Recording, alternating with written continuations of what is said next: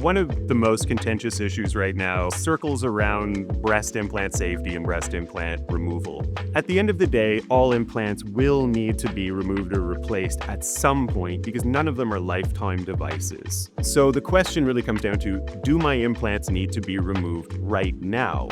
If you're having symptoms like capsular contracture, or you've had a rupture, or you're worried about systemic symptoms associated with breast implants, these could be reasons that you want to take your implants out sooner than later. Each of those reasons is going to be so nuanced with each patient that it requires a conversation with a surgeon who has expertise in breast implant removal. The reasons that a woman might want her implants out are completely personal and unique. I would encourage everybody to stay informed from reputable sources, not from social media, and work with a qualified surgeon who takes the time to understand the full picture, who will put in implants, who will take out implants, and who wouldn't judge your choice for either.